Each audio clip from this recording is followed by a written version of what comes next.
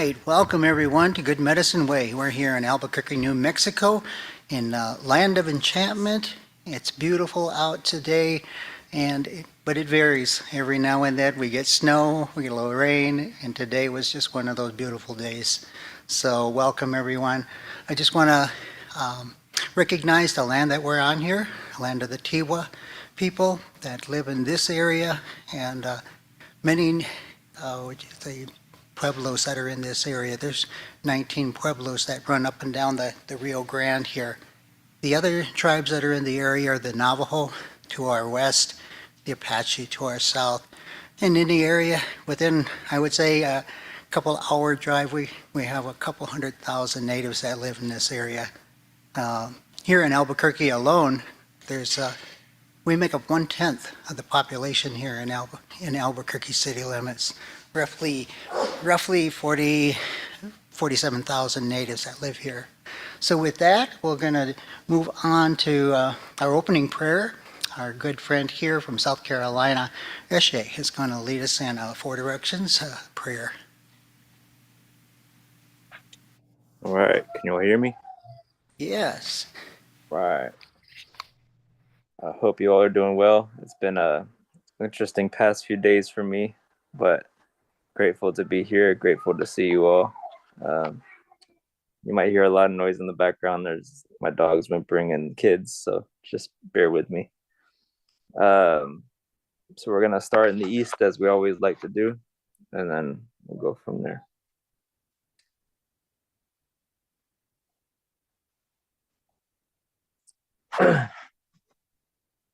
All right. Great Creator, you who formed us, heart of the sky and heart of the earth. We give thanks for having created us, mighty one of the thunders, mighty one of the rains. In the setting of the sun, we search for peace, that there may be freedom, tranquility, and health for all your children that live in the east where the sun rises. And then towards the south. We now pray towards the south, where the heart of the waters purify all corruption, sickness, and pestilence. Give us strength that our voices arrive to your heart, to your hands, and to your feet. We bow ourselves before you with our offerings, invoking our calling upon the day and the night. And then towards the west. We also ask you to the setting of the sun, towards the west, that all suffering, pain, and bitterness ceases as the day ends. May the light illuminate our thoughts, the life of all that cry, of those who suffer, of those who are oppressed, of those who do not have ears to hear. And then towards the north. We pray lastly towards the north, from the four cardinal points of this world, trusting that the heart of the wind will take up to your ears the voices and cries of your children. O great Creator, our heart of the sky, heart of earth, our mother and our father, give us life, much life, and give us a useful existence, that peoples around the world encounter peace through us. Let it be so.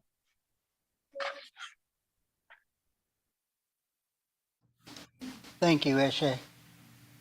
Our opening song tonight, Brian Grover will be leading us, is They Come Dancing. So if you have a shaker, welcome to play right along with us. Hand drum, play right along with us.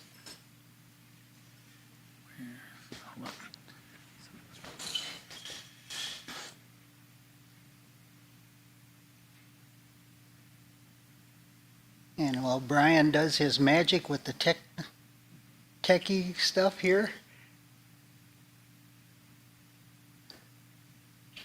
there we go.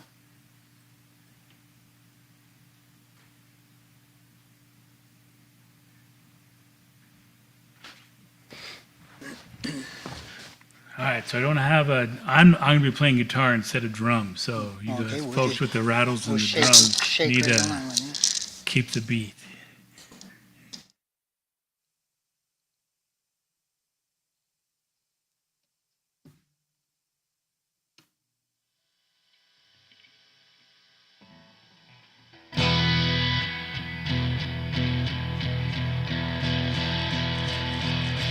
Yahweh, Yahweh, Yahweh. Yahweh, Yahweh, Yahweh. Yahweh, Yahweh. Yahweh, Yahweh, Yahweh. Yahweh, Yahweh. Yahweh, Yahweh, Yahweh. Yahweh, Yahweh. Yahweh, Yahweh, Yahweh.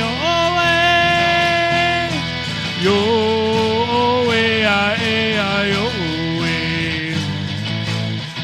I see you dancing in a good and sacred way. I feel you dancing, joy shining from your face. I see you dancing with honor and with thanks. I watch you dancing, full of beauty and of grace. From four directions they come dancing. The earth replies under their feet. From every nation they come dancing, praising Creator with the beat. Hey, Yahweh, Yahweh, Yahweh, Yahweh, Yahweh, Yahweh, Yahweh, Yahweh.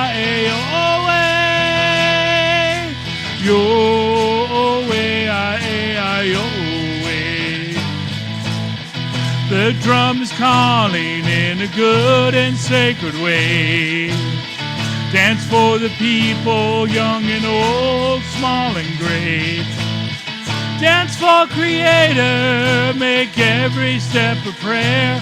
Love for Him and one another, love and never hate. From four directions they come dancing. The earth replies under their feet. From every nation they come dancing, praising Creator with the beat. Hey, Yahweh, Yahweh, Yahweh, Yahweh, Yahweh.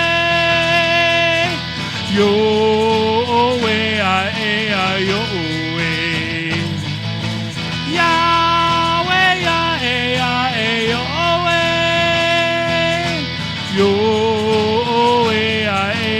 Yahweh. The circle is a rainbow, and all its colors are shining in the sun. Morning is turned into dancing, and all our cheers to the sound of the drum. Hey, Yahweh, Yahweh, Yahweh, Yahweh, Yahweh, Yahweh, Yahweh,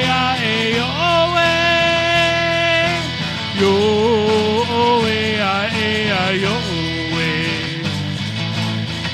From all directions they come dancing. The earth replies under their feet. From every nation they come dancing, praising Creator with the beat. Hey, Yahweh, Yahweh, Yahweh, Yahweh, Yahweh. Yahweh,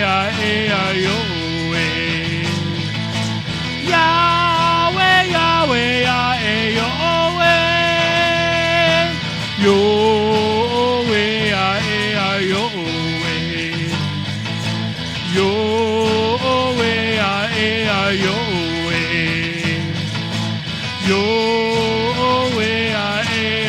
Yahweh.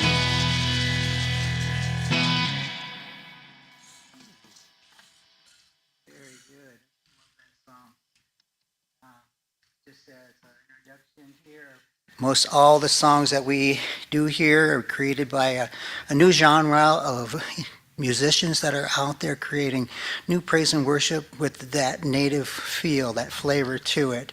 So that's what we do. I think we've done one hymn in 5 years. Yeah, and was that by somebody requested? I think. Was it? Yeah, maybe Yeah, two. yeah. It was number 222, But probably. we didn't do them like they're in the hymnal. Yeah, so yeah, but like you said, we didn't do it. Yeah, we added our little flavor to it when we did it. So, and so what's coming up next is it's called Creation Insights, and in that we every God created everything, and in Romans it says we're without excuse to know that there is a creator by what he has created. And I know from my walks that I do, and being in nature every morning and evening I walk, it just seems like God has my time with God, and he speaks to me during those times. So Apetadaka is in Reno, Oklahoma. She's going to be sharing an insight that she gained. Okay, Kelsey, go ahead. Hey, aho, Uncle. Thank you, Uncle Casey. Yeah, for those of you who don't know me, my name is Upiti Taka, which means white star in the Pawnee language. I'm coming to you from, as Uncle says, El Reno, Oklahoma, the land of the Cheyenne and Arapaho people, along the Washita River. Um, let's see. I come from many different tribes amongst the Plains people. I'm Pawnee, Cheyenne, Southern Ute, Oglala, and Chikangu. And I just wanted to talk a little bit tonight about kind of like this phenomena that happens here in the plains, in the Plains country, in this place called Tornado Alley. Over the weekend, we had a little bit of a scare for tornadoes. As I sometimes report here, about the weather. Sometimes I feel like that old man sitting on top of the van, looking up at the clouds and smoke signals. Lester falls apart. So, so I was thinking a lot about these tornadoes, right? And just how they come about. And so it got me to wondering, are there any stories about tornadoes amongst our Native American people? And while I was doing a little bit of research, I found a story from Black Elk, my ancestor, because I come from Red Cloud, I come from Black Elk, and I come from the War Bonnets. Um, but I'm going to go ahead and switch to my other screen for a second so I can read what it says exactly. I kind of wrote some things down. So if you can't see me, that's okay. But I'm going to go ahead and share a little bit about what my ancestor had to say about tornadoes and the spiritual significance of them. Many years ago, I had a dream about these different tornadoes coming from these different directions, kind of like the song that Brian was just singing about. In all directions they come dancing, and these tornadoes decided to come to my Ute homeland in the mountains, and they were dancing like in the bear dance, which is like a thunder and lightning kind of dance, and so, with this vision in mind, seeing these different tornadoes dancing, I'm going to go ahead and read this part here. Native Americans lived with tornadoes and severe storms on the Great Plains for thousands of years before storm chasers came along. Because we practice native centered spirituality, they did and we see the spiritual aspects of storms, including tornadoes. The writings of Oglala Lakota holy man Black Elk, who was a boy at the Battle of, sorry, there's a car going by, who was a boy at the Battle of Greasy Grass or Little Bighorn, and a distant relative to Crazy Horse, tells of a religious vision he received in which he rode upon such a storm. Vine Deloria says in his introduction to the book Black Elk Speaks, that that his works comprise a sort of canon of North American Indian theological tradition. His vision, therefore, comprises a spiritual way of knowing, in this case, about severe storms of the type that would generate a tornado. In his vision, Black Elk walks upon a bay horse, high above the earth, among a herd of 12 great black horses and other spirit warriors and horses. Black is a symbol of the West, as Brother Eshe had stated. The direction from which thunderstorms sweep across the prairie. In his vision, he finds a blue man who holds the land in a terrible drought and slays him. This releases life-giving rain from the storm, restoring the land, plants, and animals. This is taken from pages 31 through 33 of the 1979 edition of Black Elk Speaks. Hold on a moment. I looked below me, where the earth was silent in a sick green light, and saw the hills look up afraid, and the grasses on the hills, and all the animals. And everywhere around me were the cries of frightened birds and sounds of fleeing wings. I was the chief of all the heavens, riding there, and when I looked behind me, all the 12 black horses reared and plunged and thundered, and their manes and tails were whirling hail, and their nostrils snorted lightning. And when I looked below again, I saw the slant hail falling, and the long, sharp rain, and where we passed, the trees bowed low, and all the hills were dim. Now the earth was bright again as we rode. I could see the hills and valleys, and the creeks and rivers passing under. We came above a place where 3 streams made a big one, a source of mighty waters, and something terrible was there. Flames were rising from the waters, and in the flames a blue man lived. The dust was floating all around him in the air. The grass was short and withered. The trees were wilting. 2-legged and 4-legged beings lay there thin and panting, and wings too weak to fly. Then the black horse rider shouted, "Hoka hey!" and charged down upon the blue man, but were driven back. And the white troop shouted, charging, and was beaten, and the red troop and the yellow. And when each had failed, they all cried together, "Eagle wing stretches, hurry!" And all the world was filled with voices of all kinds that cheered me. So I charged. I had the cup of water in one hand, and in the other was the bow that turned into a spear as the bay, and I swooped down, and the spear's head was sharp lightning. I stabbed through the blue man's heart, and as it struck, I could hear the thunder rolling, and many voices that cried, "Ahi!" meaning I had killed. These flames died. The grass and trees were not withered anymore, and murmured happily together with whatever voice it had. Then the 4 troops of horsemen charged down and struck the dead body of the blue man, counting coup. And suddenly, it was only a harmless turtle. You see, I had ridden the storm clouds and had come to earth as rain. And it was Droth that I had killed with the power of that the 6 grandfathers gave me. So we were riding on the earth, now down along the river, flowing full from the source of waters. It is important to understand that this view of tornadoes and severe weather has not died, despite the assumptions of many non-native people. Native cultures are still vital and active, and elders continue to teach us all. This was read from the Tapestry Institute, a spiritual ways of knowing about tornadoes. So if you want to look that up, that's great too. There's also a good quote from Gordon Yellowman on there as well. But I want to thank you for allowing me this time to talk a little bit about tornadoes.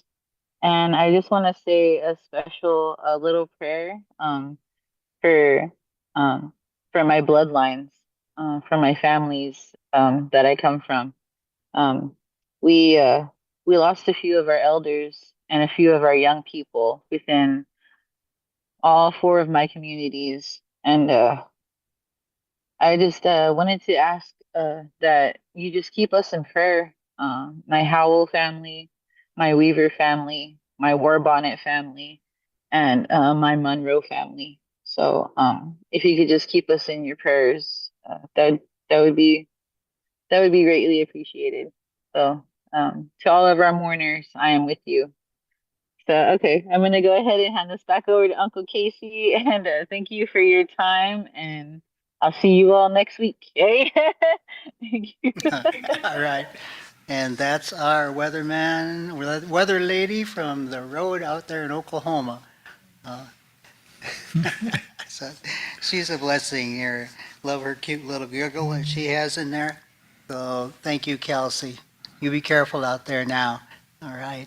We're going to go into our Lord's Prayer.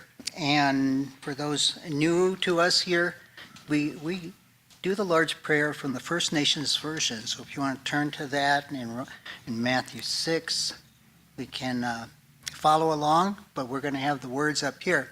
And one of the things that we've been doing, especially with Good Medicine Way, is that so many people know the King James Version of, we can say it by heart, just so repetitively. Sometimes it doesn't, I don't think it doesn't find, lodging in our hearts.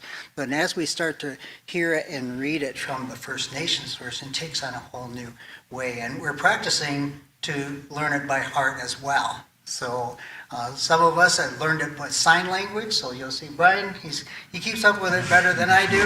But I've been practicing shutting my eyes and then praying with it, just with the words, so that I could get it repetitively and learn it that way too. So follow along. Brian will lead us. All right. Well, since Casey called me out, I guess I'm going to have to try to do the sign language. So I'll probably get I'll get like every third or fourth word in there. Yeah. But anyway, Creator sets free, shows us how to pray. O great Spirit, our Father from above, we honor your name as sacred and holy. Bring your good road to us, where the beauty of your ways in the spirit world above is reflected in the earth below. Provide for us day by day the elk, the buffalo, the salmon, the corn, the squash, and the wild rice. All the things we need for each day. Release us from the things we have done wrong. In the same way, we release others who have done wrong to us. Guide us away from the things that tempt us to stray from your good road, and set us free from the evil one and his worthless ways. Aho, may it be so. Oh, getting better and better at it, little by little. I think we'll have a contest here a little while later to see who can do it by heart. So, or who can do the whole sign language. So, all right, let's look at that. We go into our smoke signals, and for our smoke signals, that's the way they sent messages sometime in the old days. So that's the time when we do our announcement time. So we'll call it smoke signals. And I'm going to go through that, and then right after this we have our giveaway. And that's what the Four Directions blanket is on the ground there. We'll introduce that. So many different things. We got our speaker tonight is going to be talking to us about medicinal herbs. And we're going to take on that from Scripture. It's going to be Christina. She's going to be coming on a little bit later here. Tomorrow, for those that are part of the admin group here, we're going to have our finance meeting at 10 o'clock. And then pray for me. I'm assistant chaplain over at the VA hospital. And tomorrow, or Wednesday, I'll be doing a talk there during their lunchtime, or they call it the lunch break, time to talk and give presentations because of what do you call it, Native American Month here, Native American Heritage Month. So I'll be doing a talk on the Sweat Lodge. The main reason that I'm doing it there is that the VA hospital has 2 sweat lodges on campus there, and then we're getting ready to restart those sweat lodges again, and then being able to treat men with PTSD, alcohol, and mental conditions. So I'll be working with the health services there and with the chaplains as we get ready to put those back together again and hopefully get them running. So that's happened on Wednesday for me. And now that we have a guest here in house, Bishop Carlo is here. He's going to be having his installation service this coming weekend down here in Las Cruces, New Mexico. And I'm looking for a ride. So if you know anybody looking for a ride there, I made a couple calls today to see if I could find a ride, but everybody's somewhere else. So looking for that. That's going to be happening at 2 o'clock on this coming Saturday. So we look forward and pray for you and safe travels for everyone that's coming there. I know it's going to be a wonderful time. So next Monday, we're going to be having a friend of mine from seminary, Corky Alexander, who's from, I don't know if he's from Alabama or Tennessee. He's kind of floats between both those areas, but he and a few people are going to be traveling here so he can do our talk in person next week. Sunday, I'm going to be at St. Paul's here in town. I'm going to be the special speaker there and introducing them to what Good Medicine Way is about and how we need help prayerfully, financially, and just all kinds of support as we get something rolling that has really never been done before. There's been attempts in the past, but it seems like Good Medicine Way has got the most traction so far. So we're really doing well on that. And coming up, I'm part of, if you see my medallion that I have here, it's the logo for NATES. This is the seminary that some friends and I started that's fully accredited now. And one big thing that you should know about is that we're looking to get it approved by the University Senate as a place where people can get their schooling from an indigenous seminary. It's designed, developed, delivered, and managed by indigenous people. And it's totally new. It's only 2.5 years old now, fully accredited by Association of Theological Schools. And it's pretty cool. It's really cool. So that's what's happening. So Chris Hoplatobi, who's Choctaw, and one of our administrators with NATES here, he and I will be traveling out to the Redwood Forest to look at developing our camp there and some partnerships with them so that we can do some things in the future together. So that's what's happening. I like us to look at next week, if you can dress in a ribbon shirt, and Laura, she wears a ribbon skirt most times here, but wear your bling. If you got a bling, if you got earrings, if you got a medallion, if you got something you want to dress. I know Kelsey, sometimes you wear your regalia. So you bring those, and then we'll celebrate Native American Heritage Month as a group here. And then you also on the screen there as well. So with that, I got a couple of announcements. Laura, do you want to bring up? Yeah, I have some show and tell. Do I come to the... Let me switch the camera.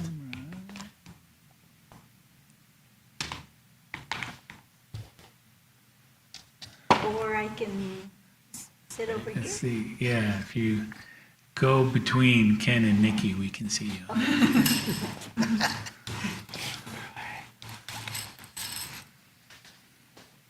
Hello, everyone. Yate. No, that's all. I have a couple announcements that I would like for you to know about. One of them that has come through, and I'm just going to read a short paragraph, but this is going to be sponsored by the United Women in Faith. It's called their Faith Talks. And it says, join Faith Talks podcast live, Faith Talks in remembrance of the Sand Creek Massacre. And this is set for the 21st, which is this Thursday at 2 p.m. Eastern Time. And it says, Dear friend, as you may know, November is Native American Heritage Month.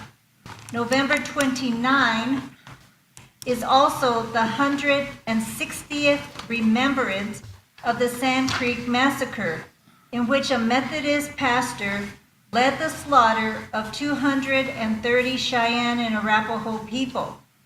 Most of the loved ones who were slain were women, children, and elders.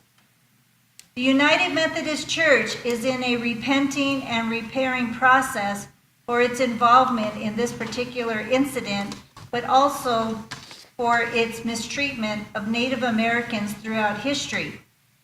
The Cheyenne people didn't just experience Sand Creek, but multiple other traumas, including other massacres, displacement, boarding schools, and the suppression of cultural norms. This has led to a generational traumas that persist to this very day. It says on November 21st at 2 p.m. Eastern Time, we'll host a live recording of the Faith Talks podcast on Native American Heritage Month and the Sand Creek Massacre. I'll interview Otto Braided Hair, who is a Northern Cheyenne descendant, and Bishop Elaine Sanoski, who co-chair, along with Otto, an advisory report on the Sand Creek Massacre during the 2016 General Conference in Portland, Oregon. I hope you'll join me in learning about our history and recommitting ourselves to the work of healing and reconciliation. Please register and invite a friend to do so as well. So if there's a way that, Brian, we can kind of broadcast this on the Facebook page or something, then everyone will have the announcement that I have here that came through. And again, it's sponsored by the United Women in Faith. Also, with the United Women in Faith here in New Mexico, the president has reached out to me, and she and I have had a couple conversations, Ms. Sherry. They would like to sponsor any sewing items, sewing notions, and sewing machines that we may need for our Sewing 101. And just to let you know, Bishop, this is one of the outreach activities that we have. We've sponsored Sewing 101 probably 8 times, 4 out in the community, and 4 specifically for the Albuquerque Public School Indian Education, where I, along with others, would help and teach women how to sew ribbon skirts. And with the high school, we taught them how to sew, the young ladies to sew ribbon skirts and the young men to sew a vest. And then they can embellish them more, but just giving them some of the basic learning of, especially how to operate a sewing machine.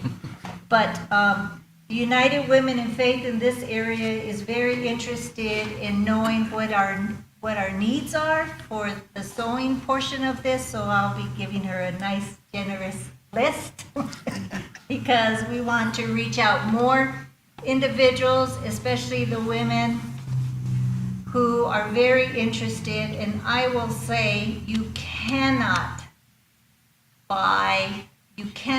package stuff. The outcome that comes each and every time that we've done this session, where one young lady, high schooler, she just kept saying, I love my skirt. I love my skirt. She said it like 4 times. And the young men, one high school football, big guy, must be defense or something. He says, Miss Church, I'm going to wear my vest tomorrow for work. And then when I saw him again the following week, he says, I have 3 orders.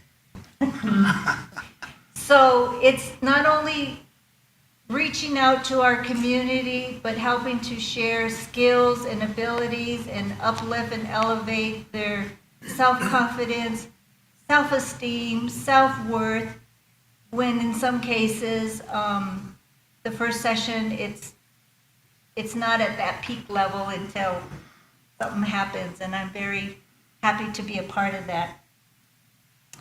Another announcement, I have a couple. Let's see. So the Harper Hill Global organization and Neely Hicks is their executive director. Let me backtrack. Harper Hill Global is the organization that has the Triumph Over Trauma curriculum.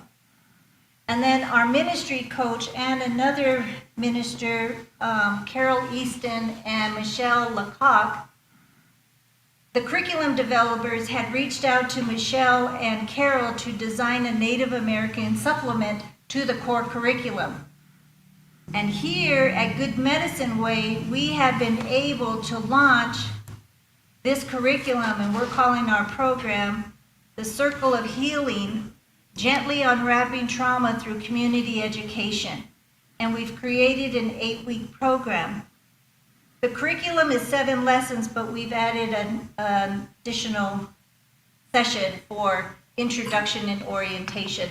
And we thought that was very important, especially when you're talking about sensitive topics that involve trauma, that having an orientation and the introduction is very important so that the women who come, we don't say, okay, let's start with lesson number 1. It starts with trust, friendship, and having them to get to know the surroundings, because this may be something new for them. And so we want to gently, like the title says, gently unwrap trauma, but for us to be sensitive, caring, show kindness, and then have them go along the program. And we're in our second launch of the program. I have, part of my show and tell, the medicine wheel. And this comes also from our teachings of what the medicine means to each of us. But with the 7 lessons, this is, represents the east, the south, the west, the north, and then the ones that are hanging down also represent the earth, the sky, and ourselves and Creator. And so not only are they receiving the lessons in addressing and giving them strategies to address trauma, we're also enriching them with our native teachings of health and balance and wellness. So tomorrow is our very last lesson out of the 8 programs, and so the women will be finishing up their medicine wheel, and then they can hang it where they like as a reminder, because each one of the 7 parts has its own teaching. Second, and I'm glad Heaven is on. She's in Illinois. But Heaven, we took your teaching, and thank you for sharing with us last week, because we had the Would Jesus Eat Fried Rib conference here, sponsored by the Native InterVarsity. And so many of the individuals that are online were here with us in person, and this whole space was packed. I mean, we have pictures to prove. But Heather gave us a teaching about our blessing box. And in Ephesians it says, every good and perfect gift comes from above. And we incorporated that teaching, and this is my blessing box. And then she says, so like our blessings can be intangible, but they can also be tangible. And so there's a first item in here. She suggests to have 7 things in here, but I just have 1 so far. So we incorporated that into our lesson last week, and the lesson topic last week was on mindfulness. Next announcement, another good and amazing thing for Good Medicine Way is, again, Neely Hicks, the executive director of Harper Hill Global, contacted us, and 2 things. She wanted to interview myself and Casey and our behavioral health specialist, Sean Dean, and now that we were part of their podcast. I've never done a podcast, so that was kind of the first thing for me. And it's launched right now, so if you go to Women Arise podcast, you will listen about our Circle of Healing program, and one of the community facilitators is right here, Nikki, so I want to also do a shout out for her because she's doing an amazing job. And also to let you know, Bishop, is that this is our second launch of the program. We did one in the spring, and out of the attendance, 3 individuals have volunteered to serve as community facilitators. And so that's helpful for me because then we're helping to nurture them to become leaders, and then I can slide back and then do other things. And one last thing with Sound like a preacher. one last thing, really. And so again, Harper Here Global did a shout out, and they were asking for all the programs that have used their curriculum if they would send at least 5 pictures that they would like to choose to create their 2025 calendar. And yay, 3 of our 5 pictures are going to be in that calendar. So I guess I'll put that also on some way on post it or something. send it- So you just can send it. purchase your calendar. It's $25, but you will see some beautiful pictures of the products that have come through with the program. And there's a picture of how we've used the a painted wooden stick, which we're using as a talking stick, as a way to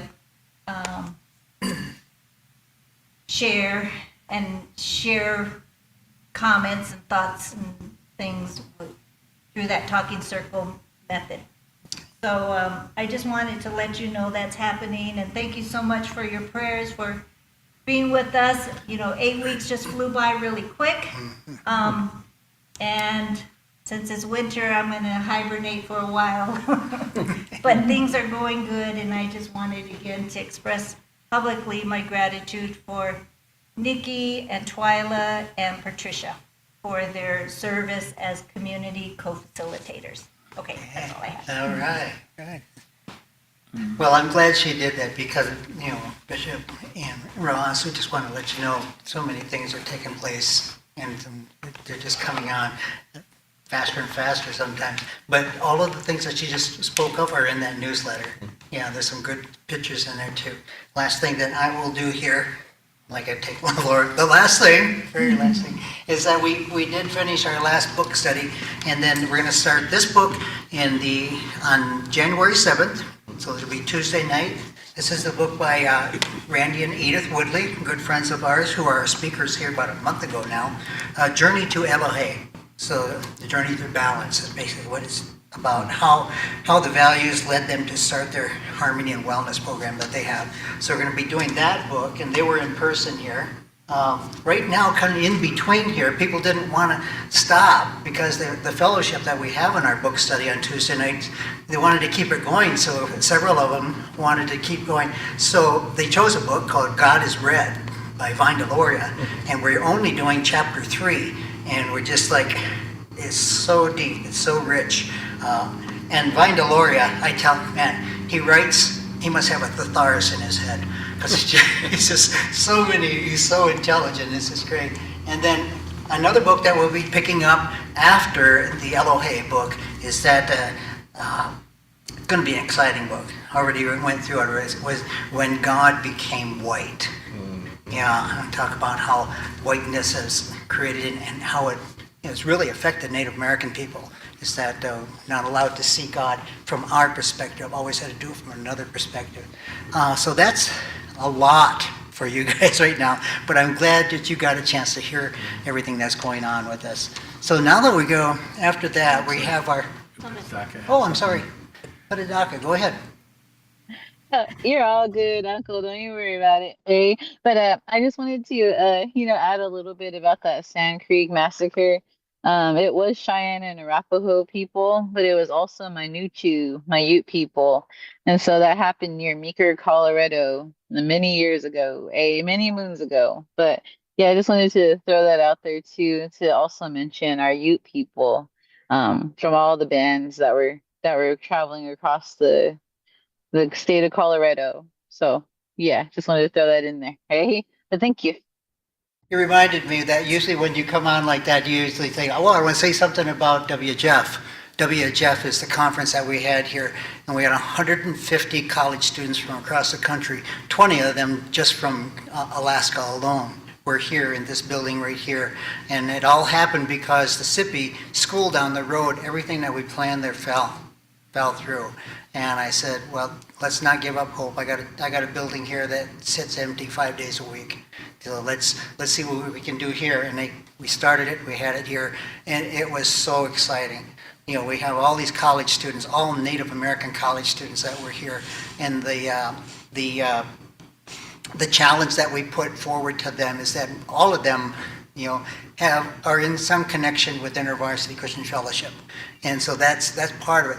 Many of them are believers, and then our challenge to them at the very end with our concert that we held is that who would like to be nurtured and mentored and get involved in Christian ministry to Native American people?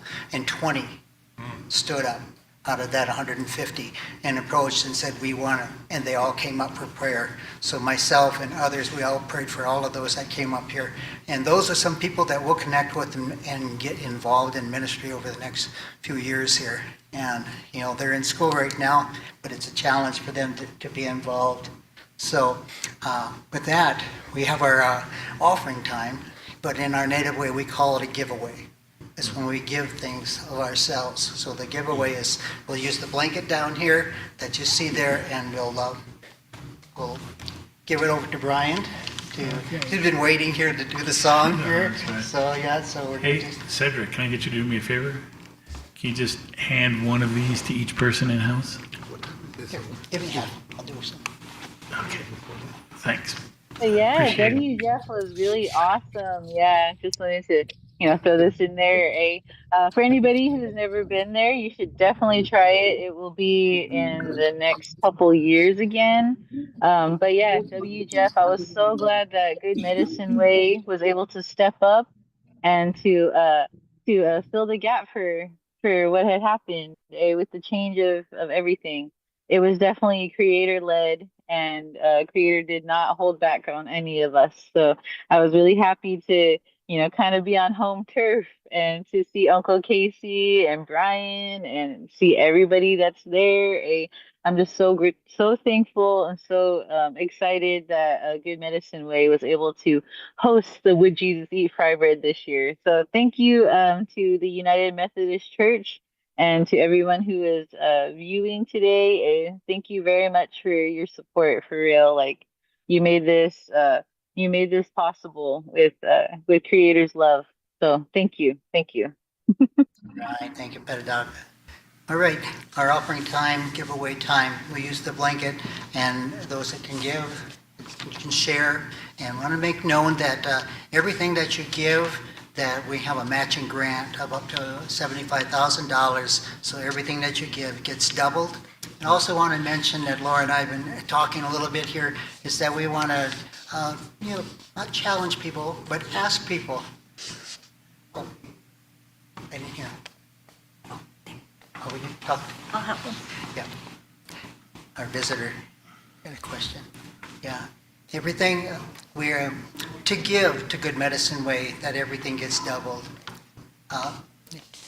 Yeah, it's fine. He had a question about he wanted to go to the program that's in the next building. Yeah, so there's two things going on at once, but yeah, I want to be here, he said, but I want to go there too. So he's going to talk to me afterwards too about this program here. So we'll give that a song, and then we give our tithes and our gifts and our giveaway here on the blanket, like most of the time that we do in our Native American ceremonies. We don't pass a plate around. Everybody comes up and gives. I forgot to put the digital blanket up, so let me do that real quick. Oh, yeah. Brian will talk about this, is that we have a digital QR code blanket that we put up.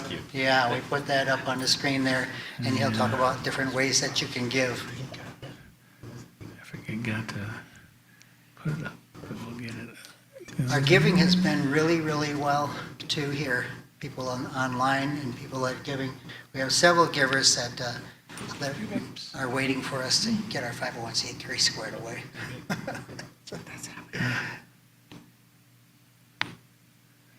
All right. So Brian, you can share that.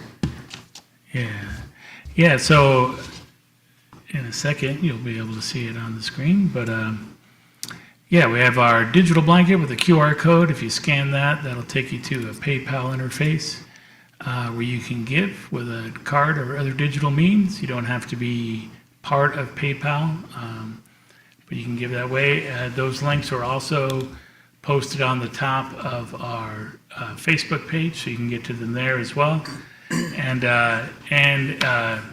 if you prefer not to give online that way, you can just get in touch with us, and we will accommodate you and whatever needs to happen.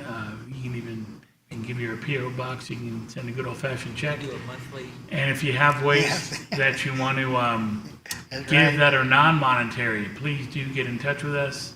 We love to be able to facilitate people doing that. Our flute that we have here, a lot of the smudging stuff that we have was all gifted to us, a lot of the blankets and different things. Or if you have like a way that you'd like to be involved in the service, please also let us know too. And we're going to do the creation song here and give you all a chance to give.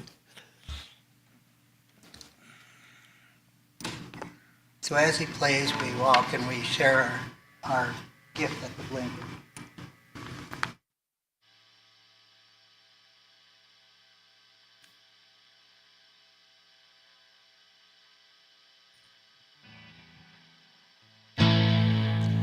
Angels,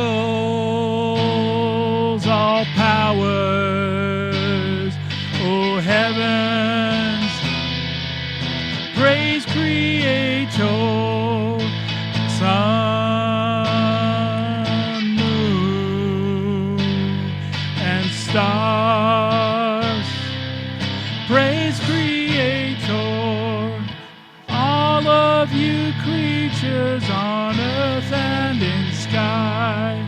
Don't go exchanging the truth for a lie. Mountains and hills, he awaits your reply. Highly exalted forever. Showers, oh rainfall, winds and fire, praise Creator. Winter, summer, seasons, praise Creator. Oh, springs of water, the seas and the streams, all that moves in the expanse of the deep. Every one of the birds on the wing, highly exalt him forever. Chill, dewdrops, snowfall, praise Creator. Frost and cold and ice, praise Creator. Flocks and the herds and the beasts of the wild, all men and women and every child, praise the Creator. Raise your voice on high, highly exalt him forever. Night and day, oh shining light, praise Creator. Darkness, storm clouds and thunder,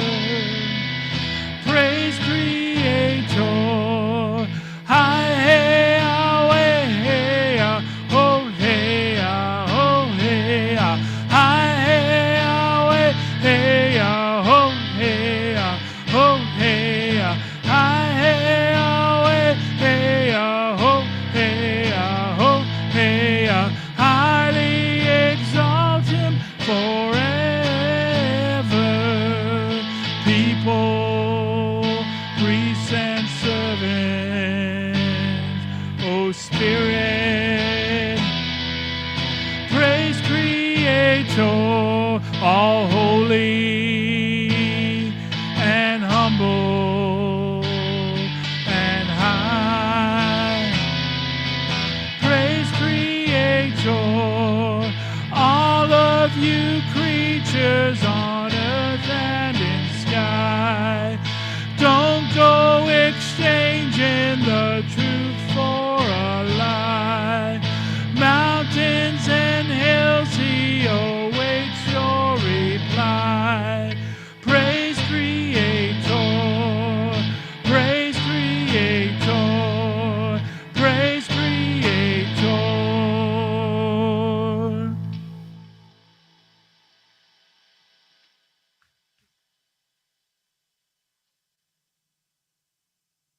Take over.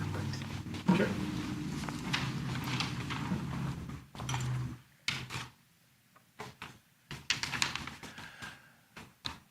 Okay, all right, next we will do a reading of Creator's Word, which I'll just do from right here. It's a short one, Psalm 51, verse 7. Purge me with hyssop, and I shall be clean. Wash me, and I shall be whiter than snow. All right, and next we're going to go into a little stillness time, just so we can center ourselves and get our hearts prepared for what Christina is going to be sharing with us.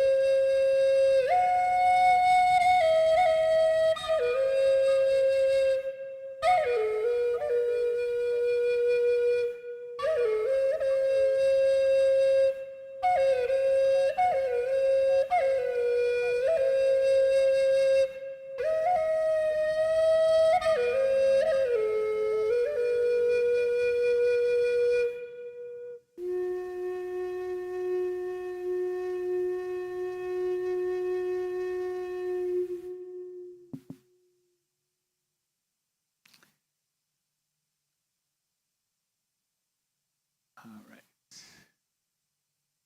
Get rid of this. All right, so it is our pleasure to welcome Christina Morales. She's been coming to our meetings for a good while now and been involved in a lot of different ways. And I'll let her do a more proper introduction. But she's been involved in a lot of what is commonly called alternative medicine in the hospital world, but it's really just living in balance with creation and understanding how the created plants can help us maintain balance and well-being in our own lives. So without further ado, I will hand it over to Christina. Hi, everyone. I'm Christina, and I live in Denver, and I'm living on the land of the Cheyenne and the Arapaho and the Ute. And I am a clinical herbalist and a healer, and it came down to me through my grandmother, who on my father's side is Apache and Mexican indigenous. And so my grandmother is where I learned this from Mexico, and she's Mexica, known as the Aztec. And so this wisdom came down and passed down from me from her as a little girl, and it just came down through the lineage. And I practice a form of herbalism, what I would call ancestral medicine. It's a I don't just use my herbs to treat physical ailments. A lot of times in the physical body, there is usually a spiritual component to that. And so my grandmother was a healer in Mexico, and she was a healer when she was here in the US. She's passed on. And so I'm just going to share some of the wisdom that I've learned and how I work with people. And generally, I work with women who have experienced trauma, and I use the herbs to help what I would call getting rooted into their own ancestral medicine to help transform that trauma. And some of the trauma even comes down through the female lineage. And so my work primarily is with the sacred feminine. So I have a PowerPoint. I made a PowerPoint. So I'm going to try to screen share this thing. So hold on.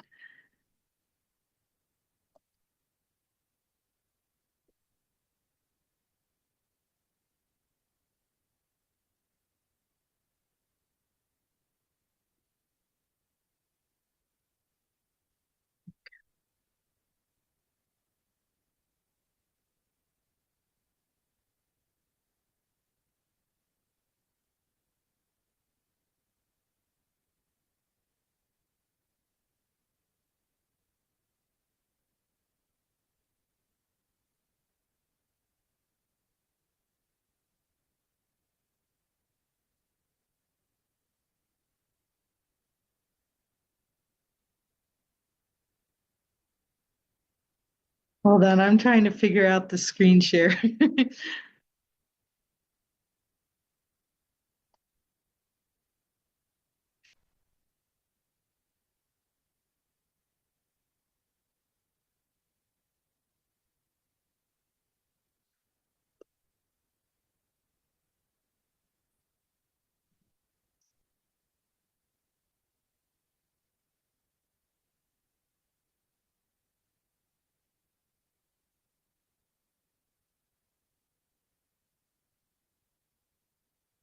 I don't know, I'm having trouble sharing.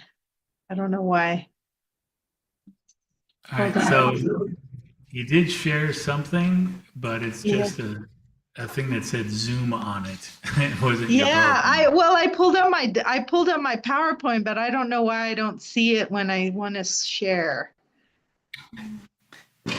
Is it on our screen? It'll be on the screen. Yeah, it's on her. Hold on, just let me see. I have it saved, my PowerPoint. It's a PDF. All But I right. don't Well, know. everybody pray. Yeah, We got to pray over this and I hope because I technology work. stuff. Yes. I Father, work. just make this happen.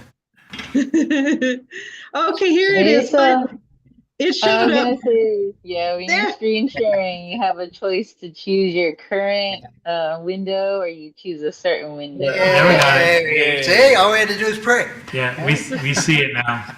I don't know if you can see it, Christina, but we can see it. Yes, I can see it.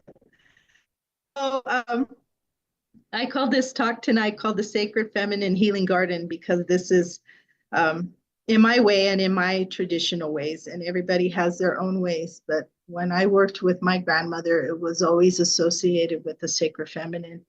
And so that verse that spoke to me, can somebody read it for me? Psalms 51. Sure. That verse again is Psalm 51:7. Purge me with hyssop, and I shall be clean. Wash me, and I shall be whiter than snow.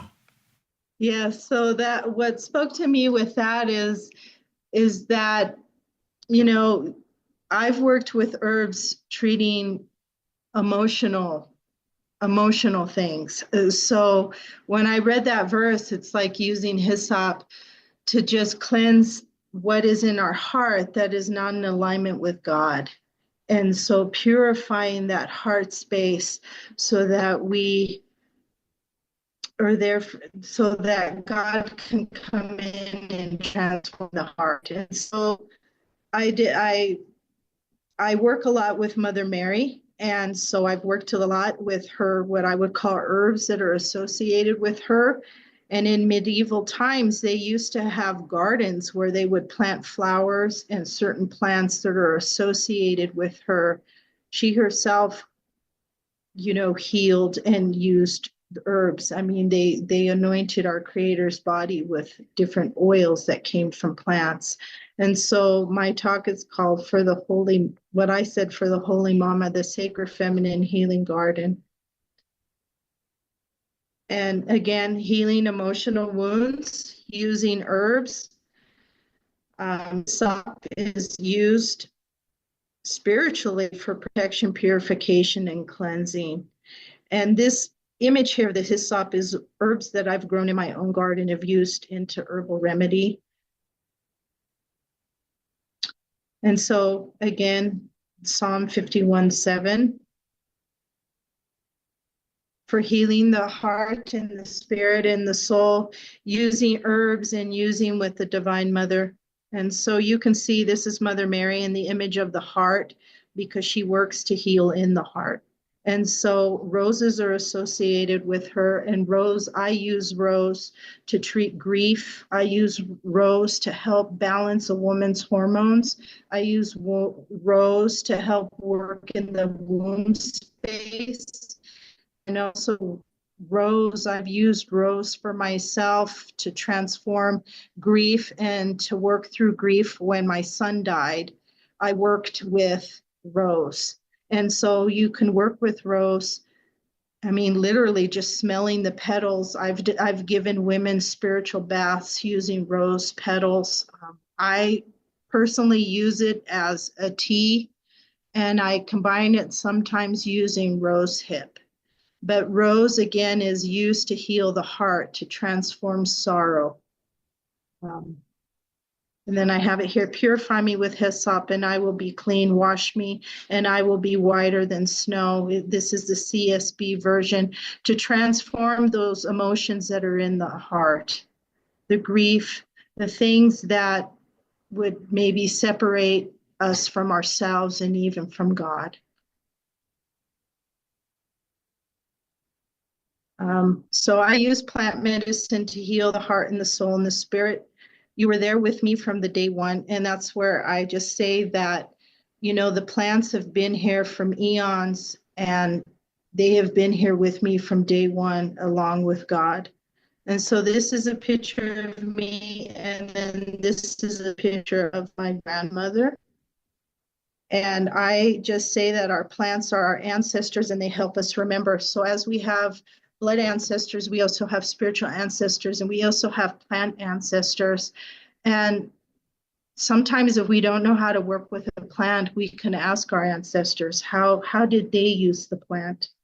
And when I meet a new plant in nature, that's usually what I ask, is how has my people used you? And what have you, what medicine do you have to offer or to give to help me to transform or to heal? And so, like, my grandmother would go into nature. She knew different plant songs, and she would sing songs to the plants, and they would tell her how to heal. And so that's what I do when I go into nature. When I go to forage, is I just really tap in and try to connect to the land and ask the spirits of the land, and give offerings and use it. I offer certain herbs, even holy water. Like, we just had a full moon, and I made a rose infused moon water that I will give as offering to the water, or to even to the land, or to certain plants. So that when I do harvest, I harvest consciously and mindfully and ask permission. And then I just have here, nothing can separate us from the divine. No child and mother ever live apart, no matter what the distance is between them. Is that the sacred feminine energies are here to help us remember who we are. And that's where Mother Mary works in our heart. And so then here's different roses. This is an image of marshmallow root and marshmallow. And then I have here, truth and light come back to our true nature, sacred feminine principle. So that I use herbs, really the plants, how I work with them is the plants help us remember who we are, the truth of who we are, not the layers of society or our own traumas or our own pain or our own woundedness, because deep underneath all that layer is our true self. And so the plants work, I work with the plants in that way. And even when I work with plants, they help me remember a deeper level of my being. And so that's how I work with my plants. Let's see, how can I?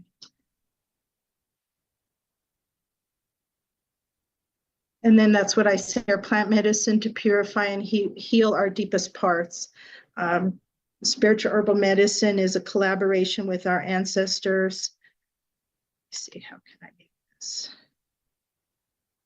I'm trying to make this panel hold. I can't read some of it because the panel's in the way. Okay. Spiritual medicine and collaboration with our ancestors and our plant ancestors in healing the trauma in our hearts and in our souls to renew us. Herbal medicine works in our spiritual bodies, our own ancestral medicine, and our plant ways to heal us.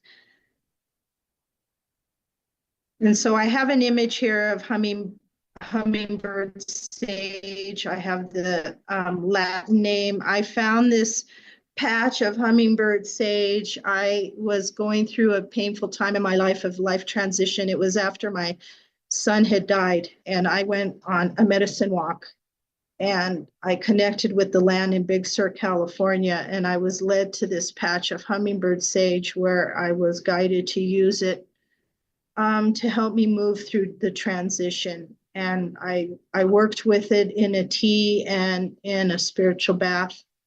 And and that's how I was guided to work with this plant. And here is bull thistle, and bull thistle medicinally is used, thistle is good for the liver. But in how I used it to work with myself and even with some of my clients is in healing and protection.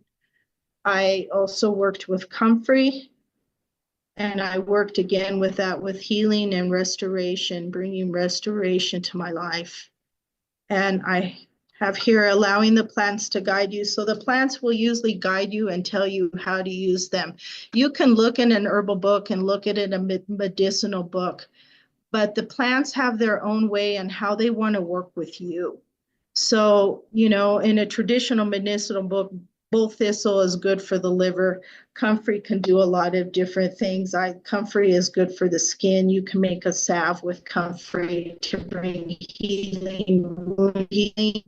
But I take it a level deeper in my herbal medicine, in that I address a spiritual components, because we're not just our physical body. We have a spiritual body, we have a mental body, we have an emotional body, and we have our physical body. And so a lot of times, if we can treat certain things in the spiritual bodies, it takes care of itself before it comes into the physical body. And so it's a collaboration by allowing the plants to guide you, connecting to the essence of the plant. Just as we are soul in essence, the plants they are beings too. And so connecting with that being with respect and love, and asking how that plant wants to work with us. I work with the plants in nature through prayer. Sometimes I will sit in a plant meditation next to a patch and just meditate with the plant and connect with that plant. Sometimes a song will come and I will sing to that plant. It's a collaboration, and so the plant they deserve our respect and love too, because they offer us so much. And the plant medicine brings us back into balance, connecting to God and nature. And so I have a picture here where you can see me. I'm in Big Sur, and I'm sitting on the ground, and I'm connecting and asking the land to guide me and to show me how and where I need to heal. And so it is a tapping in, a turning on.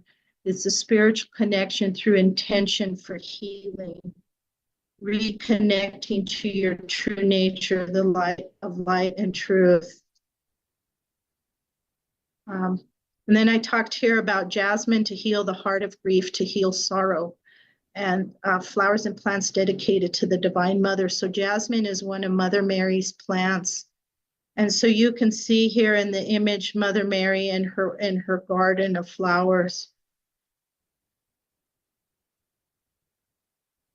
And it's called Our Lady Star of Jasmine. And this is working through life transition. So this is the hummingbird sage plant that I found in Big Sur. And this is me that was guided to that patch of hummingbird sage in Big Sur, California.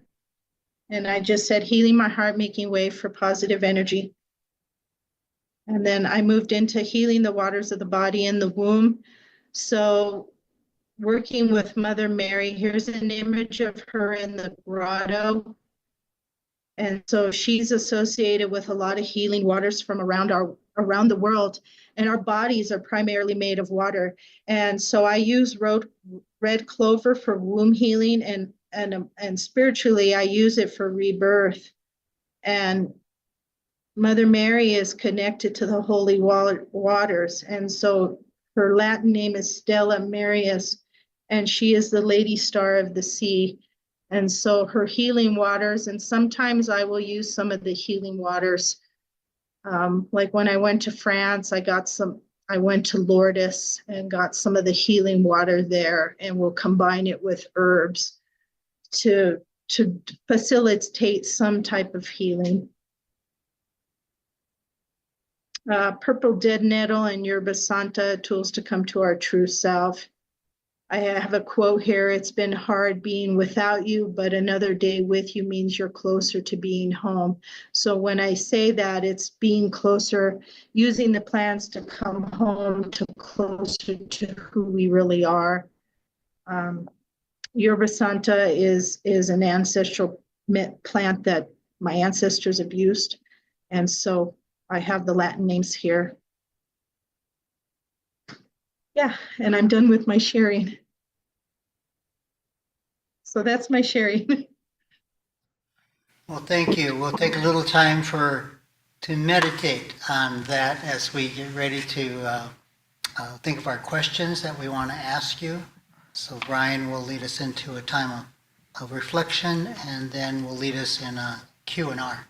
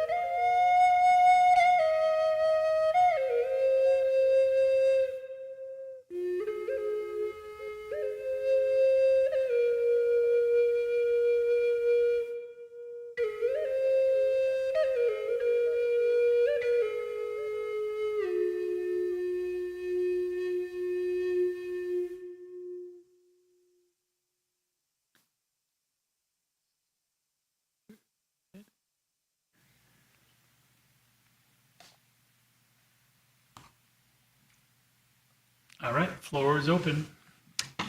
Well, I'll lead us in. If most of you seen there was something going on here when our young man here walked out the door here, and then Laura, we kind of work as a team. I was here. She went out there to talk with them and then waved me in there. And so right here, we took the medicine that we use here. We use some sage. And out there, even while in this service right now, we blessed the man out there with sage. And he fanned himself and he made himself feel better with that. And it's something that Native people have done for a long time. And it's something that part of our world, part of our life. And so we're naturally use it. And so tonight, just as part of your talk here, we actually did use herbs as part of healing tonight. The other thing I wanted to share on this is the book that I wrote here. It's called Holy Smoke. But when I was first going to work on my research when I was in seminary, I wanted to reach some kind of understanding that I seen. Why was there such a difference, a separation of who I was as a Native person understanding God, and I could use herbs and medicine and smoke and incense, but why couldn't I use it in my relationship with Creator? When I read the Bible, there's smoke, there's incense, there's fragrance, there's frankincense, there's herbs. So my first idea about doing my research was, okay, I was using Dr. Dan Shaw at Fuller. I asked him, I says, could I do a research of the differences and the parallels between biblical use of incense and the Native American use of incense, and draw those, compare and contrast. And that's why I came up with the title. I told him, this is just a working title. I says, Holy Smoke. And when I told him Holy Smoke, he just about rolled over in his chair laughing. He says, that's the greatest name for a dissertation. He says, use that at Holy Smoke, because you can't read Leviticus without them burning something to God. Yeah. And after they get done burning it, and whether it's incense or frankincense, herb, whatever they burned, it was a pleasing aroma in the nostrils of God. And the more I read that, I said, why is that so acceptable, but my Native American ways were not acceptable? But over the years, I see what you've done, Christina, is found that balance between your faith and your use of incense. Yeah, well, I mean, and even when, I mean, I was raised Catholic, but even when I was, Mary Magdalene was the patron saint of apothecaries and perfume. So, yeah, and just that connection there. And when I did my clinical herbalism practice, they primarily focused on European herbalism, but I wanted to know, more of the Americas and, what is the herbalism here? What are the ways here? All right, go ahead, Helen.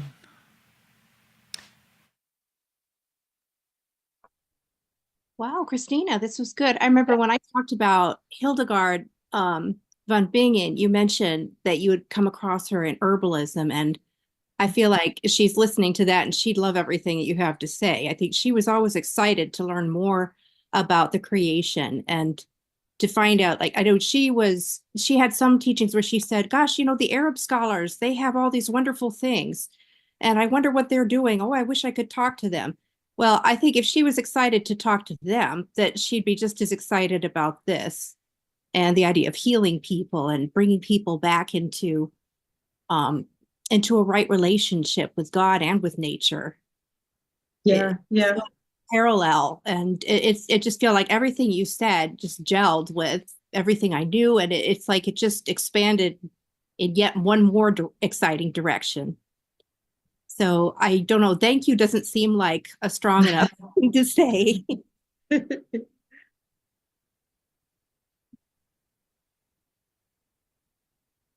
Sure, go ahead. Nikki in house here. Yeah. So I liked your presentation a lot.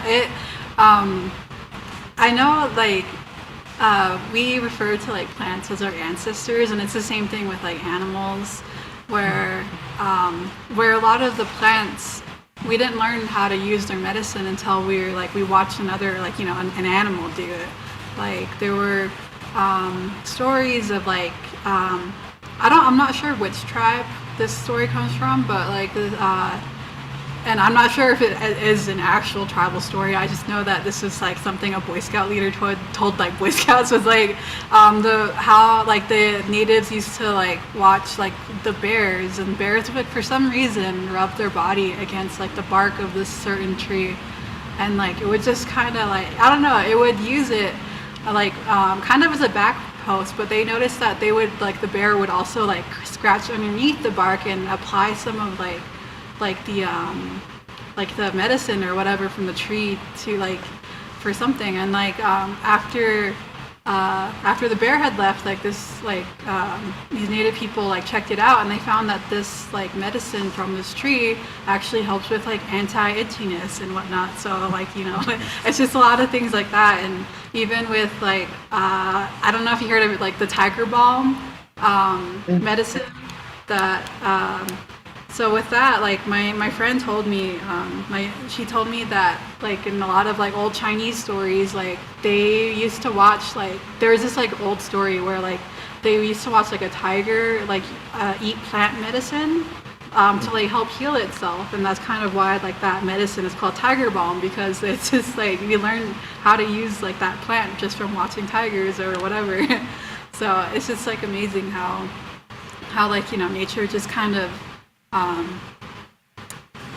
just is like just balanced, like we all have a relationship with each other, and we all help each other in one way or another, and it's like inter species, like plants helping out animals helping or teaching humans in their way, almost just from like observation and whatnot, and yeah, like I think. And this also reminds me of like another story too, where like there used to be like before we had all like the medical knowledge and scientific knowledge, like there used to be like a lot of like people wondering why diseases happen, why certain plants are poisonous. And I think some explanations that like people came up with were like maybe like like the plants are maybe they hate humans and they want them like like they're jealous of humans and they want them to die, like, and that's probably why some like plants are that way. Or even like some diseases that we get from animals, maybe they have like a hatred for us. But I don't think that's necessarily true, because with poisonous plants, even you can derive medicine from them, like just from studying them. So but yeah, that's what I have. So yeah, thank you for your presentation. You're welcome.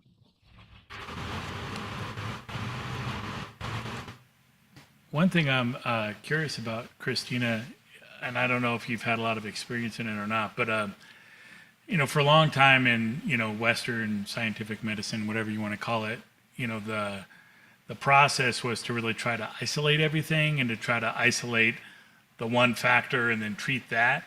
But in more recent decades, medical science has really come around more to a more holistic approach, because everything in your body physiologically is connected. So like you can't treat one without the other. But then also the understanding of the psychological and the emotional and even the spiritual impact on our healing and our well-being is being a little bit more accepted and acknowledged, and trying to treat alongside the physiological pharmaceuticals that are being used, or other methods.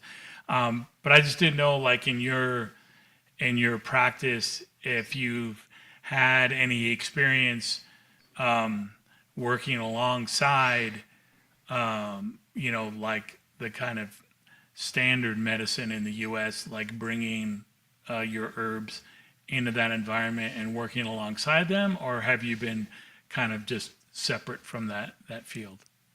Well, I think herbalism, I'm not, Western medicine has its place, and sometimes I think Western medicine and herbal medicine can work in a collaborative way. And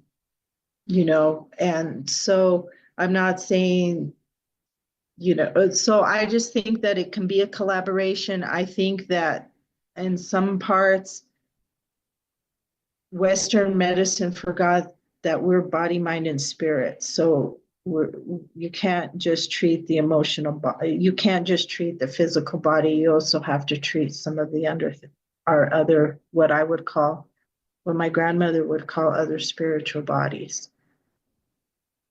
So that's, and a lot of times in nature, when I was out with her, she would say that a lot of times the plants reveal themselves. Like you may find a plant that has a heart-shaped leaf, and that she would tell me that plant would be good for the heart. So the plants give us clues, and they tell us how to use them. And a lot of times, like when I was in California, we would see the poison oak, but right next to the poison oak was the remedy. So, nature, God created all of this nature for us, and I see it as tools. And in the Bible, there is so many references to herbs and the smoke and the sacred feminine, even in the Bible with, the Shekinah and the Sophia and Mother Mary and Mary Magdalene. And so, it's women's medicine, and it was the women that anointed our Creator's body.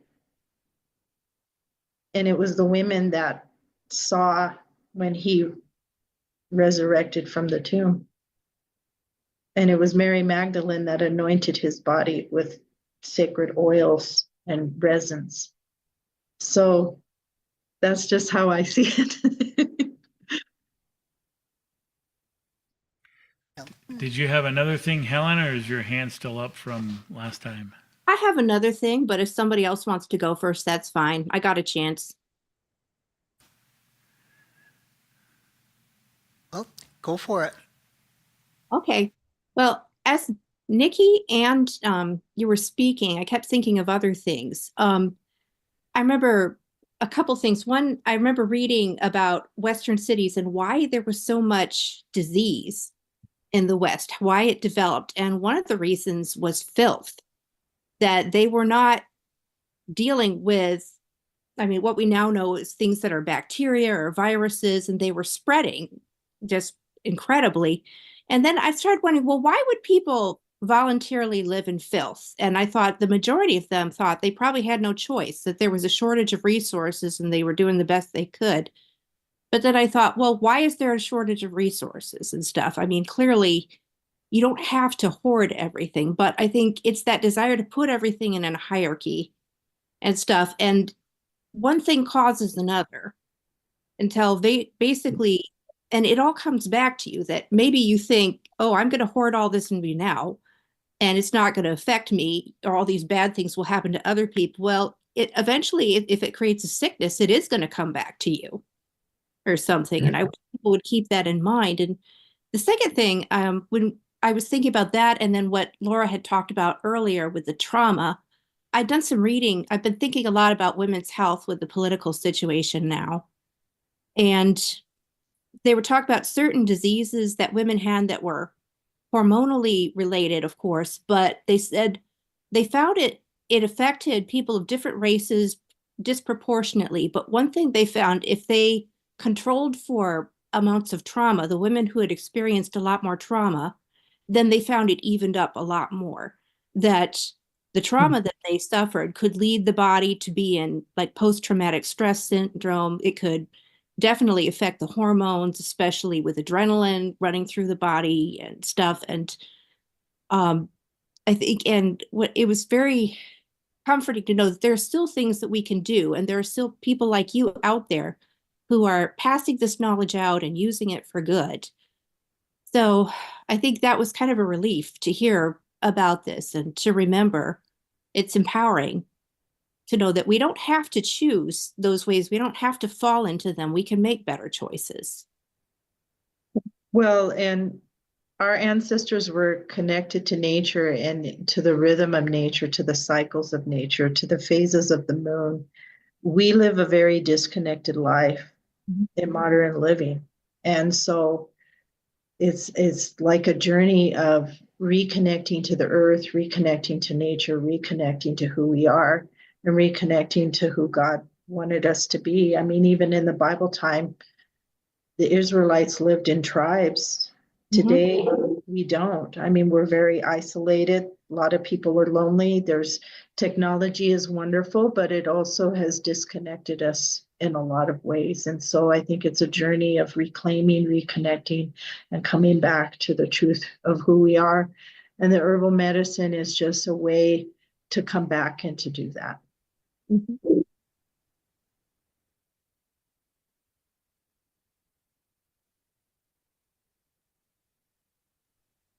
I so appreciate everything you shared. I really love how you talked about how the plants guide you and what their uses and purposes in medicine are. And I think so often when people go for a walk, they forget that it's an invitation from their relatives to see them, you know? And like studying a plant in a book is different from going on a walk and sitting next to that plant and like assessing how that plant makes your body feel or what memories come to mind as you hold it. And like, I think when you walk with children and you show them that going on a walk is an invitation to know your relatives, they see the medicine in everything around them. And that's such a beautiful gift to give a child, is to have them go on a walk, not as like the idea of a destination, but as like a moment to meet a relative that you otherwise never would have noticed. When we were in Albuquerque, I kept walking over to the little bus stop to smoke cigarettes. And there were these little yellow looking ground cherries. And like they had my heart for like 2 whole days. I was obsessing about these little yellow ground cherries. And I was like, I wonder what these little ground cherries are. I wonder what their medicine is. And I just kept thinking about like the ground cherries at home and how they have the same husks as tomatillos and how like even though these little yellow ground cherries are totally foreign to me from Illinois and New Mexico, my heart knew their relative here and I knew their relative in Mexico, and it made me think about how there was a community, a global community in that plant, and how just sitting there in the stillness of being with that relative was an anointing, which is kind of what you were talking about with women's medicine, is anointing. And like plants anoint us if we give them time. And that's a beautiful relationship. It's a beautiful relationship that doesn't involve words. It involves presence. And I appreciate so much what you shared tonight. So thank you.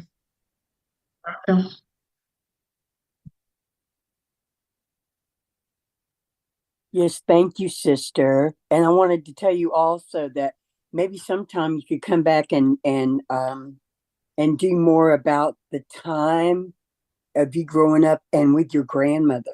Those experiences. I mean, if you were wanted to, that's personal, but that I think that would just be fascinating to hear sometime too. And thank you. Awesome.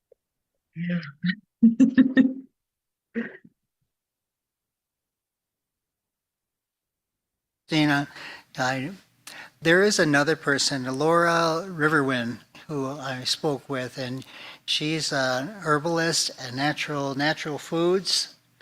She said that she would give us a talk similar to this too, and she started studying more because her husband got diabetes, and she wanted him to be healthier because the way that he was eating wasn't as healthy as. So she went into herbs and natural foods, and has controlled his diabetes with diet and without taking any medications. So there's something to it. So it's really, really cool. I want to thank you for that. And just, for your benefit too, is that we have a different speaker on every week. And one of the main theological reasons why we have the Q&R is because I've sat through hundreds upon hundreds of sermons. And when the sermon was done, we did the closing prayer, the benediction, and shake his hand on the way out the door. And there has never been any spiritual growth for me in any of the sermons that I've ever heard. I might have got blessed by something or learned a little bit, but the way we do it here, if someone has a question, they can ask the speaker right at the spot. And sermons over the years have never really helped me. It's when I would sit with elders and they would talk and they would say, and they would let you ask questions about spiritual things. That's where my spirituality would grow. And I was just talking with a chaplain at the VA hospital, and she got a real kick out of it.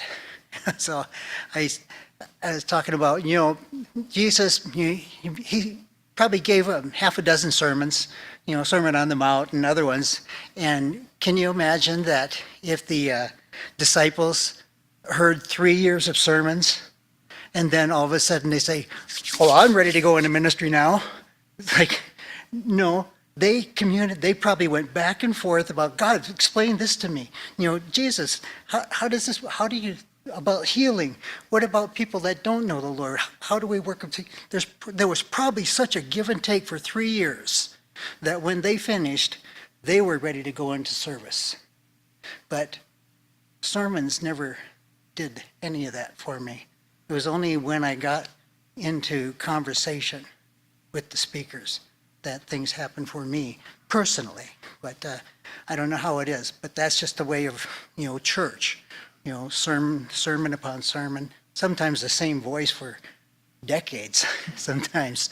And it's like with a different voice every week, we get so many different aspects that are helping us. And many of the people that are on our meeting here, this is not their only, source of intake of spiritual growth. They go to church, they read their Bible, they may watch another podcast, or it's just another portion that they can grow from. So just to share with you, that's why, I thought of taking Good Medicine Way in this direction, because it is more native for me and others. So, Christina, thank you so much. Yeah, we'll turn it over to a round dance song that we'll sing now, and then Heaven. We're going to hear from Heaven.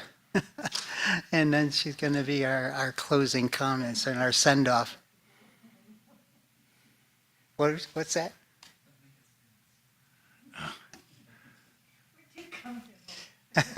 Okay, we're going to sing a round dance song. How that? And play your rattles along with it.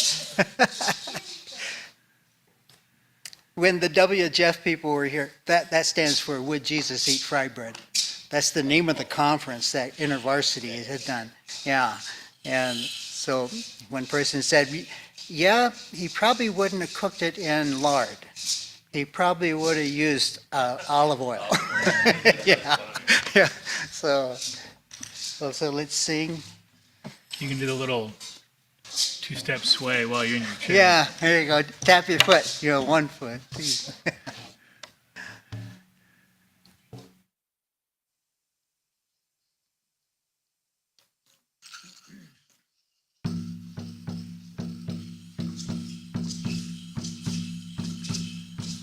Way I oh, way I oh, way I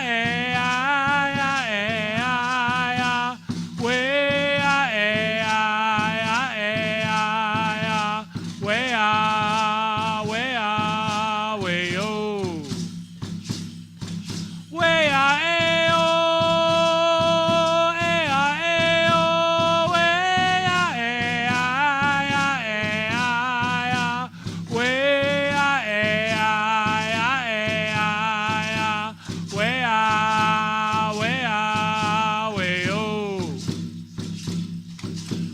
Walk in humbleness before Creator, and He will lift you up. Oh. A bruised stalk, He will not break. Yes, He will lift you up. Oh.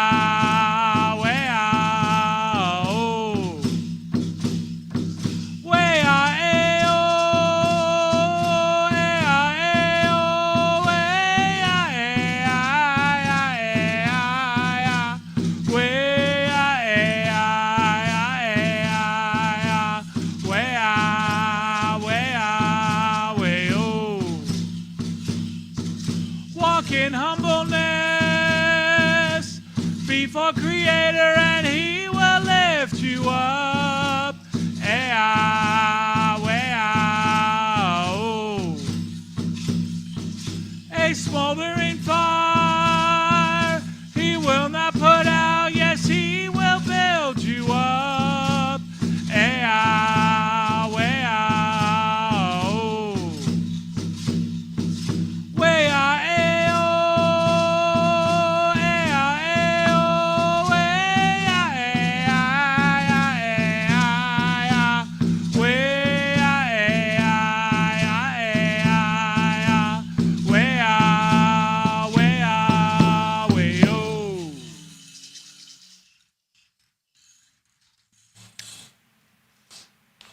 Well, Heaven, would you send us off with a good blessing? I'm going to send us off with a dedication to you all. Oh. You are the gray sea in a dress of broken lace. You are inside me, and I know your face. You are the summer and the winter's bitter cold. You are my mother, and I love you so. You are a white dove when the day comes into bloom. You are my first love, and my love is you. You are the green corn when it dances in the light. You are my firstborn with your eyes shut tight. You are a young tree wearing sun-embroidered gold. You are my body as it's growing old. You are the cold heart of the moon's reflected light. You are my heartbeat when I wake at night. You are tomorrow when today is laid to rest. You are my sorrow and my happiness. You are all things and even more to me. You are the best that my soul can be.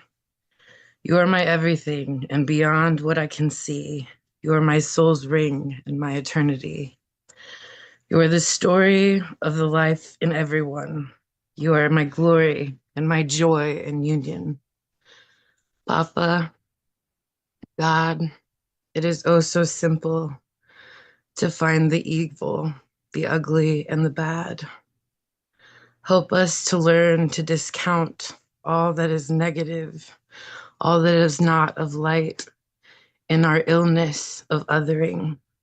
Show us the goodness, the beauty, the kindness in everyone we meet. Teach us to search for the fine qualities in others, to recognize their immeasurable worth. Teach us to cultivate love for all of your children, for no one, not a single one, is without redeeming value. Let the good in me connect with the good in others until all the world is transformed through the compelling power of your love. We pray these things in Jesus' name. Aho. Oh. Well, thank you all. Been a wonderful night. Christina, your blessing. Keep up the good work and hope to have you here someday. I know you're up there in Colorado. We'll have to get you down this way sometime. So everyone, have a blessed evening on the virtual. Love you all. And Heaven, it was good to have you here in person. It was wonderful to see you here. You It have a was so good good to evening. be there. I'll be back soon. All right. All right. Take care, everyone. We'll see you next week.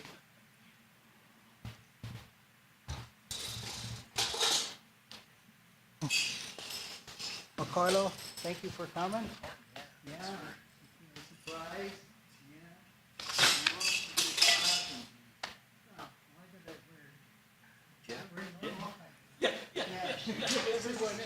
Everyone was Smaller than us. Sometimes I want to get a box.